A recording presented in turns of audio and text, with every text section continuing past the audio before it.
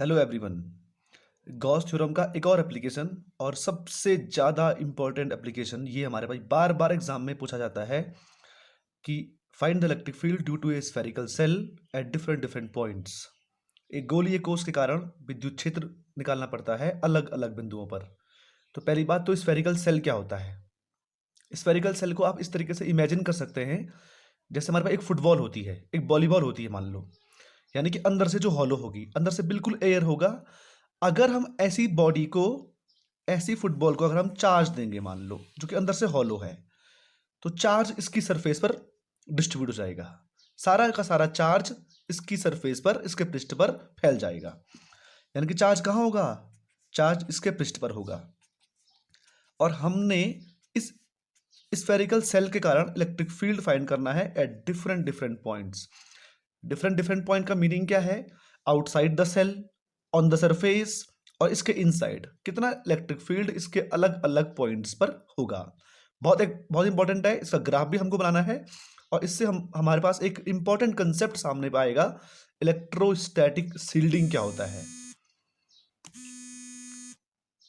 देखिए, तो पहले हम एक काम करते हैं, इनसाइड के लिए फाइंड करते हैं। तो पहले हम कुछ चीज ना मान लेते हैं। लेट रेडियस ऑफ सेल, यह कैपिटल आर मान लो। Radius of cell capital R, इस तरीके से। चार्ज ऑन सेल, सेल के पास चार्ज कितना है ये मान लो कैपिटल क्यू है। इसको हमने मान लिया, ठीक है। अब देखिए, पहले मैं पॉइंट ले रहा हूं, जिस पॉइंट पे हम लोग फील्ड फाइंड कर रहे हैं, इनसाइड वाला पॉइंट। इनसाइड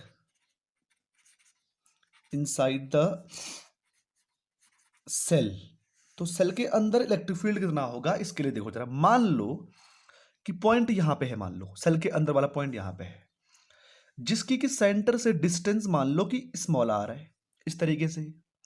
तो हम लोग क्या करते हैं, पहले तो हम लोग जो हमारा गॉस थ्योरम को अप्लाई करने का जो हमारा स्टेप्स हैं वो क्या बोलता है। पहला स्टेप क्या बोलता है? Consider a Gaussian surface. Gaussian surface की कल्पना करनी है, हमने की। और यह हमने की in the form of spherical shell, in the form of small spherical shell of radius R, ठीक है। अब आप देखो, सेल के अंदर तो चार्ज है ही नहीं, क्योंकि चार्ज कहां फैल चुका है? चार्ज सेल की सरफेस पर फैल चुका है। अब अगर चार्ज नहीं है तो अकॉर्डिंग टू गॉस थ्योरम, जब Q नहीं होगा तो इलेक्ट्रिक फील्ड का आएगा, और जब इलेक्ट्रिक फील्ड ही नहीं होगा तो फ्लक्स भी का आएगा, राइट। तो इसके अंदर ना किसी भी पॉइंट पर इलेक्ट्रिक फील्ड हो ही नहीं सकता है, कोई फ्लक्स हो ही नहीं सकता है। क्यों नहीं हो सकता है? तो आंसर है कोई चार्ज ही नहीं है। तो without charge we can not create electric field, right. तो हम इसको नोट कर लेते हैं। देखिए, since since there is no charge inside the cell, inside the cell, therefore electric field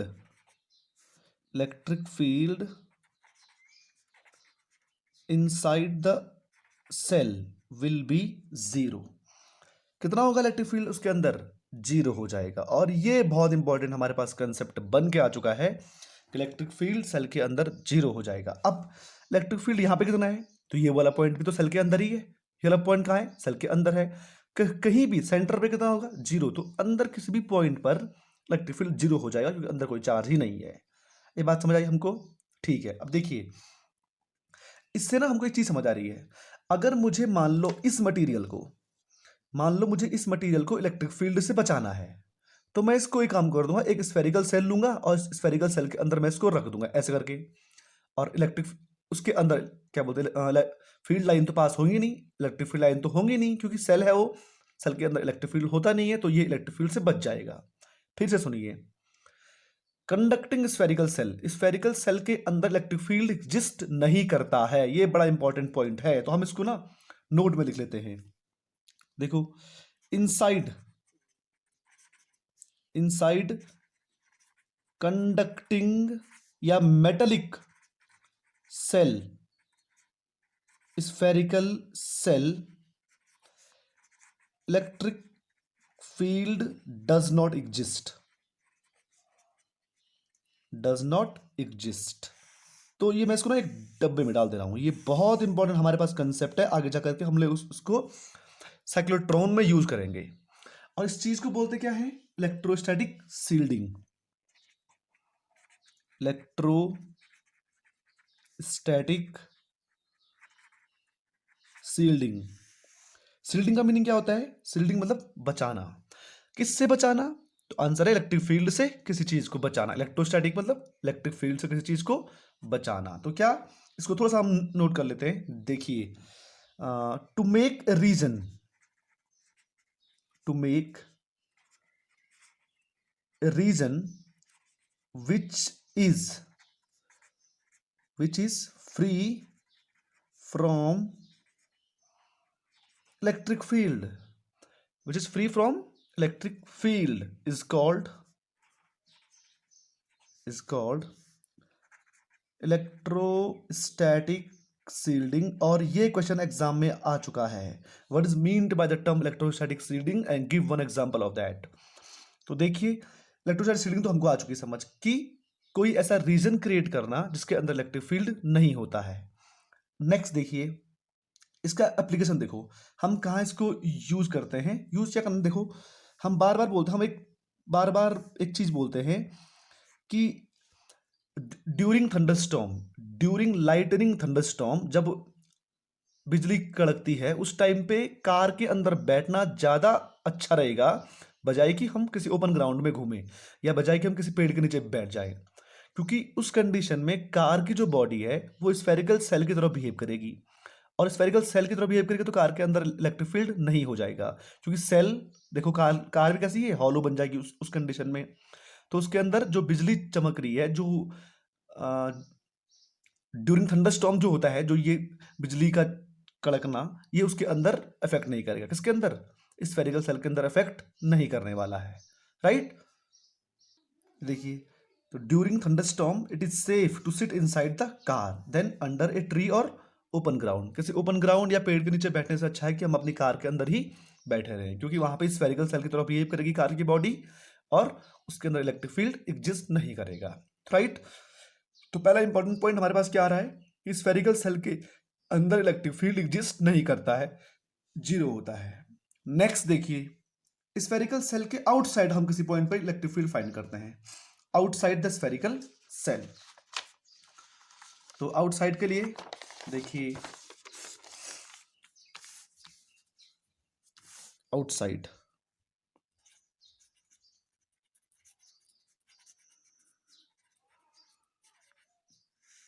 outside the cell. तो ये हमारे पास स्फेरिकल सेल, चार्ज ये इसकी रेडियस कैपिटल आर, अभी भी वही चार्ज इसकी सरफेस पर डिस्ट्रीब्यूट हो चुका है इस तरीके से। और हमको ना इससे आर डिस्टेंस पर एक इलेक्ट्रिक, आर डिस्टेंस, सेंटर से आर डिस्टेंस पर इलेक्ट्रिक फील्ड पॉइंट पी पर फाइंड करना है आउटसाइड के लिए। अब यहां पर देखिए, पहली चीज क्या है, चार्ज कितना है हम ऑलरेडी मान चुके हैं, क्यू है, इसकी रेडियस कितनी है, आर है। Gaussian surface, consider a Gaussian surface. तो हम लोग करते हैं, देखो, consider a Gaussian surface in the form of another spherical cell of radius r। इस तरीके से हम लोग एक दूसरी स्फेरिकल सेल को मान लेते हैं, और ये दूसरी स्फेरिकल सेल क्या होगी, इस पहली स्फेरिकल सेल के लिए गॉसियन सरफेस हो जाएगी हमारी, जिसकी की रेडियस कितनी है, आर। ठीक है, अब मुझे बताइए यहां पे इस चार्ज का इलेक्ट्रिक फील्ड यहां पे कहां के लिए होगा, इलेक्ट्रिक फील्ड तो बाहर के लिए आया, ई। एरिया वेक्टर कहां गया इसका, तो आंसर है एरिया वेक्टर तो आउटवर्ड नॉर्मल होता है, तो एरिया वेक्टर भी कहां गया, बाहर गया। मान लीजिए कि पॉइंट में यहां मानता तो तब भी इस चार्ज का इलेक्ट्रिक फील्ड कहां था, आउटसाइड, ई। और इस वाले का एरिया वेक्टर कहां था, बाहर के लिए एरिया वेक्टर। तो इस पूरी सरफेस में अगर मैं यहां मानूंगा तो यहां कहां आएगा, इस तरीके से एरिया वेक्टर आउटसाइड, और इलेक्ट्रिक फील्ड भी कहां आएगा, इलेक्ट्रिक फील्ड और एरिया वेक्टर दोनों कहाँ होंगे, सेम डायरेक्शन में होंगे। तो मैं एक चीज देख रहा हूं, पूरी की पूरी सरफेस में इलेक्ट्रिक फील्ड और एरिया वेक्टर दोनों एक दूसरे के अलोंग हैं। ठीक है, तो हमने कर दिए, हमने स्पेसिफाई भी कर दिए किसको, इलेक्ट्रिक फील्ड को और एरिया वेक्टर को। अब क्या करना है, calculation of close integral E dot D S. तो क्या करते हैं, close integral E D S cos 0 degree, 0 क्यों, क्योंकि दोनों दोनों अलोंग है, इज इक्वल टू, तो ये हो जाएगा close integral E D S. अब ई चूंकि ये आर हमारी सेम सेम है, चार्ज हमारा सेम है गॉसियन सरफेस के अंदर, क्यू चार्ज आर सेम है, तो ई हमारा सेम हो जाएगा, तो ई कहाँ जाएगा, आउटसाइड द इंटीग्रेशन, और ये हो जाएगा D S, right, is equal to E. और ये छोटे छोटे छोटे छोटे जो डी हमारे हैं, ये पूरे मिलकर के हमको क्या देंगे, पूरा का पूरा स्फेरिकल सेल का एरिया। किस वाले का, बाहर वाले का, बाहर वाले पे माने ना हम ये एरिया वेक्टर, तो कितना हो जाएगा 4πr²। इक्वेशन नंबर 1, कोई दिक्कत वाली बात नहीं है। Next third step, step number 1, step number, चलो step number 1, step number 2, step number 3 क्या बोलता है, गॉसियन सरफेस के अंदर कितना चार्ज है। तो charge enclosed, charge enclosed by the Gaussian surface, by the Gaussian surface is equal to कितना है, सारा चार्ज क्यू चार्ज जो हमने स्फेरिकल सेल पे दिया वो सारा उसके उसी के अंदर तो है, स्फेरिकल सेल के अंदर क्यू चार्ज। और फोर्थ स्टेप क्या बोलता है, अप्लाई गॉस थ्योरम। तो close integral E dot D S is equal to क्या होता है, क्यू अपॉन एप्सिलॉन नॉट। और हमने इसको अप्लाई किया, ई डॉट डी एस की वैल्यू कितनी है फर्स्ट से, okay, this will be our equation number 2, और हमने अप्लाई कर दिया है, तो क्या मिल चुका है, देखिए E dot D S value कितनी है, E 4πr² is equal to Q upon epsilon naught, और ई इज इक्वल टू मिल जाएगा 1/4πε0 Q/r²। ये तो वही इलेक्ट्रिक फील्ड है जो एक पॉइंट चार्ज का होता है। देखिए electric field due to point charge is equal to 1/4πε0 Q/r², हाँ है ना। तो स्फेरिकल सेल के कारण electric field outside the spherical shell कितना होता है, जो एक पॉइंट चार्ज का होता है। तो मैं यहां पर लिख देता हूं, ये प्रूव करने के लिए था हमारे पास, कि prove that spherical shell behaves like a point charge for an outside point. देखिए तो क्या हो जाएगा, मैं इसको यहां नोट कर देता हूं, सेम एज पॉइंट चार्ज, बड़ा इंपॉर्टेंट थिंग। ये तो हो गया स्फेरिकल सेल आउटसाइड के लिए। और लास्ट पॉइंट हम पे क्या आएगा, ऑन द सरफेस कितना होगा, स्फेरिकल सेल की सरफेस पर इलेक्ट्रिक फील्ड कितना हो जाएगा। तो देखिए ऑन सरफेस, ऑन सरफेस, तो सरफेस के लिए हमने फिर से ये मानी कि हमारी स्फेरिकल सेल, स्फेरिकल सेल की रेडियस फिर से कैपिटल आर, चार्ज जो डिस्ट्रीब्यूट हो रखा है वो इसकी सरफेस पर ही हो रखा है इस तरीके से। और इस बार हमारा पॉइंट ऑफ जो जहां पे हमने फील्ड फाइंड करना वो बिल्कुल सरफेस पर ही है इस तरीके से। तो गॉसियन सरफेस कहां है, तो आंसर है गॉसियन सरफेस, खुद सरफेस भी इस बार गॉसियन सरफेस है। देखिए उसी पे तो चार्ज है ना इस तरीके से। तो इसमें क्या होगा, इसमें यहां लिख दे रहा हूं, surface of shell will act as A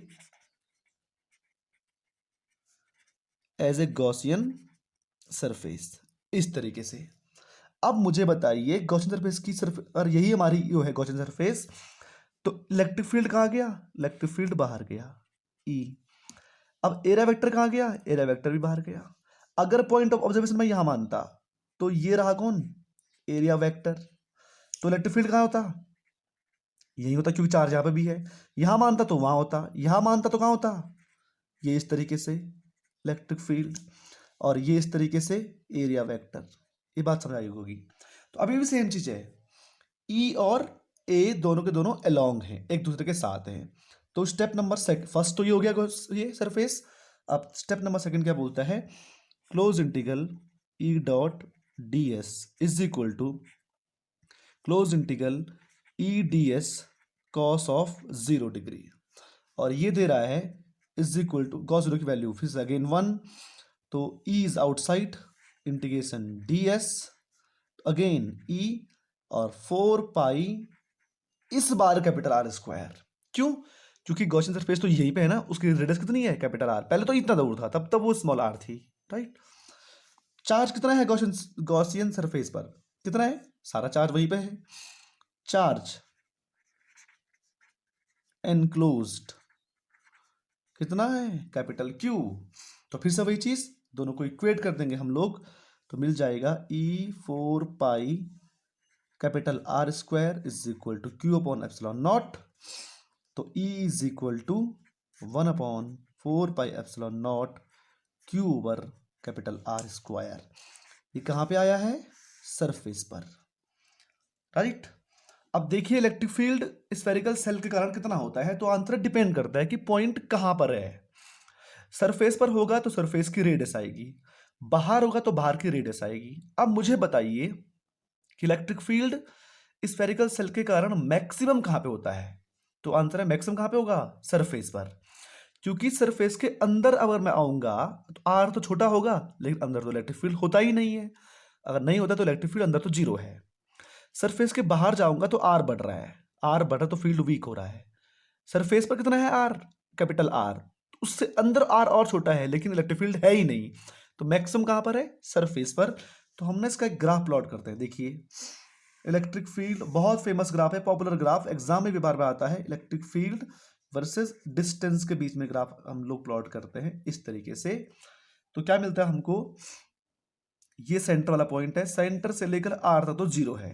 suddenly में मैं सरफेस पे आया तो सरफेस पे कितना हो गया, मैक्सिमम, देन अगेन डिक्रीजिंग, इस तरीके से।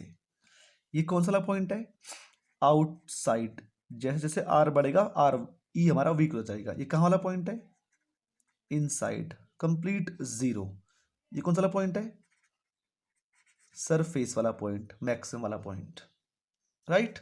नेक्स्ट देखिए, ये था गॉस थ्योरम का फोर्थ एप्लीकेशन और सबसे ज्यादा पॉपुलर, सबसे ज्यादा इंपॉर्टेंट एप्लीकेशन जो एग्जाम में आता है, ये था वो स्फेरिकल सेल का ग्राफ और स्फेरिकल सेल सील्डिंग क्या होती है, राइट।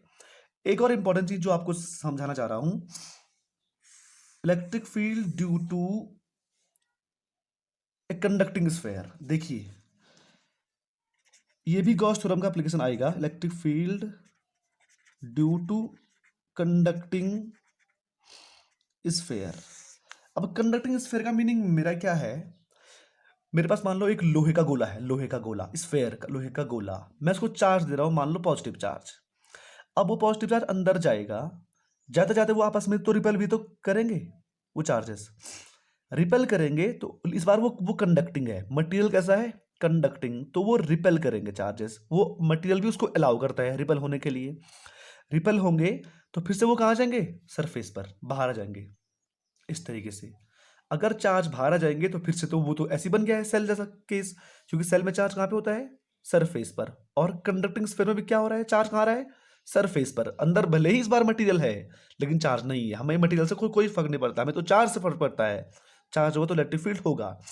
यानी कि electric field due to conducting sphere, ये बिल्कुल वही केस हमारे होंगे जो स्फेरिकल सेल वाला था। आउटसाइड के लिए भी सेम आएगा जो अभी आया है, इनसाइड के लिए भी जीरो आएगा, क्योंकि जीरो अंदर चार्ज होगा ही नहीं, क्योंकि वो रिपेल होकर कहाँ आ चुका है, सरफेस पर आ चुका है। तो सेम टू सेम किसका होगा, मैं इसको लिख दे रहा हूं सेम, सेम टू सेम, जो हमने अभी किया। अब नेक्स्ट देखिए, एक और हमारे पास आता है इलेक्ट्रिक, ग्राफ भी कैसा आएगा इसका, सेम। अब एक और देखो, electric field due to non conducting sphere, और ये इंपॉर्टेंट बन गया हमारा। नॉन कंडक्टिंग का मीनिंग मेरा है किससे, जैसे मान लो कि मैंने तरबूज को चार्ज दिया है, तरबूज को, अब अगर मैं तरबूज को पॉजिटिव चार्ज दे रहा हूं तो पॉजिटिव पॉजिटिव तो रिपेल करेंगे, लेकिन वो रिपेल होके दूर नहीं आएंगे। क्यों दूर नहीं आएंगे, क्योंकि वो नॉन कंडक्टिंग है, और नॉन कंडक्टिंग मतलब कुचालक में, किसी भी इंसुलेटर में चार्ज मूव नहीं करता है, रिपल्सन हो रहा है लेकिन आ नहीं पा रहे हैं क्योंकि वो अलाउ नहीं करता है। कैसा है, नॉन कंडक्टिंग इंसुलेटर। तरबूज की बात कर रहा हूं मैं, लोहे में तो क्या होगा यार, लोहे मतलब कंडक्टर मेटल में क्या होगा, आएंगे बाहर क्योंकि वो अलाउ होता है, इसमें अलाउ नहीं होता है तो वो अंदर ही रहेंगे। तो ये वाला केस हमारा कुछ ऐसा बन जाएगा, देखिए ये नॉन कंडक्टिंग स्फीयर, चार्जेस जहां दिए हैं चार्जेस वहीं पर रहेंगे, इस तरीके से कुछ अंदर होंगे तो कुछ कुछ सरफेस पर होंगे, ऐसा करके। अब ये चार्ज मान लो कैपिटल क्यू है फिर से, ठीक है, और ये रेडियस मेरी कैपिटल आर है, और ये फिर से मेरा पॉइंट आर है। अब अगर मैं इसमें और आउटसाइड वाले पॉइंट के लिए इलेक्ट्रिक फील्ड फाइंड करना चाहूं तो वो तो सेम ही होगा। क्या फर्क पड़ता है, गॉसियन सरफेस के अंदर चार्ज यहां पर है कि यहां पर है कि यहां पर है कि यहां पर है, तो उसके अंदर चार्ज क्यू है, तो बाहर वाले पॉइंट के लिए तो सेम आएगा, ठीक है। सरफेस के लिए भी सेम आएगा, क्यों सेम आएगा भाई, क्योंकि सर्फ गॉसियन सरफेस के अंदर चार्ज कितना है, क्यू, इसके अंदर चार्ज कितना है, क्यू, तो बाहर वाले पॉइंट के लिए और सरफेस वाले पॉइंट के लिए कितना आएगा, सेम। पर क्या सोच के देखिए, क्या इस केस में भी इनसाइड वाले पॉइंट के लिए जीरो आएगा, तो आंसर है बिल्कुल नहीं आएगा, क्योंकि अगर इनसाइड वाला पॉइंट मान लो कि मेरा यहां पर है, यहां पर, और ये मेरा गॉसियन सरफेस ऐसा बना, इससे पहले तो उसके अंदर चार्ज ही नहीं था, सेल वाले केस में यहां पर चार्ज हो रहा है, और ये चार्ज भले ही कम है तो इलेक्ट्रिक फील्ड भी इतना होगा कम। अगर मैंने और अंदर गया तो मैं यहां पे आया, इलेक्ट्रिक और कम हो जाएगा इलेक्ट्रिक फील्ड, जैसे चूंकि चार्ज कम हो रहा है ना, और बाहर आया तो चार्ज उसके अंदर आने लग गई, मैक्सिमम चार्ज उसके अंदर कब आएगा, जब सरफेस पे आऊंगा मैं, हाँ है ना।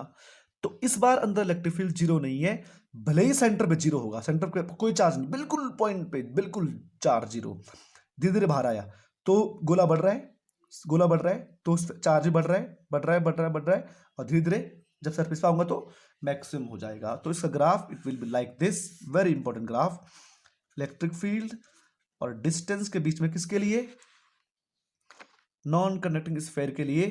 तो इस बार ऐसा होगा, अंदर सेंटर से जब मैं बाहर आऊंगा तो पहले तो ये बढ़ेगा बढ़ेगा बढ़ेगा बढ़ेगा बढ़ेगा बढ़ेगा and reached eight maximum value surface पर, और फिर यहां से decrease decrease decrease decrease decrease decrease decrease, इस तरीके से ये कहां पर है, सरफेस पर, ये सरफेस पर, क्योंकि सरफेस पर सारे चार उसके अंदर आ रहे हैं, आउटसाइड, और ये अपना भाई इनसाइड, राइट। तो ये था गॉस थ्योरम के एप्लीकेशन, कि गॉस थ्योरम कैसे अप्लाई करनी है to find the electric field due to various geometries, right. तो पहले हमने क्या, गॉस थ्योरम को अप्लाई हमने कहाँ पे किया, find the electric field due to point charge के लिए, लाइन चार्ज के लिए, चार्ज सीट्स के लिए, स्फेरिकल सेल के लिए, कंडक्टिंग स्फेयर के लिए, नॉन कंडक्टिंग स्फेयर के लिए, और गारंटीड है कि इनमें से एक एग्जाम में आएगा, विद ग्राफ आएगा, ग्राफ भी प्लॉट कीजिए, राइट। इलेक्ट्रोस्टैटिक शील्डिंग क्या होती है, इसका कंसेप्ट हमको समझ आ चुका है, मेटल के अंदर इलेक्ट्रिक फील्ड क्यों जीरो होता है ये भी हमको समझ आ चुका है, राइट। मेटल के अंदर चाहे वो कंडक्टिंग है चाहे वो सेल है हमारे पास, क्योंकि मेटल अलाउ करेगा, राइट। तो ये था गॉस थ्योरम। नेक्स्ट में हम देखेंगे पोटेंशियल क्या होता है, इलेक्ट्रिक पोटेंशियल डिफरेंस क्या होता है, राइट। Thank you.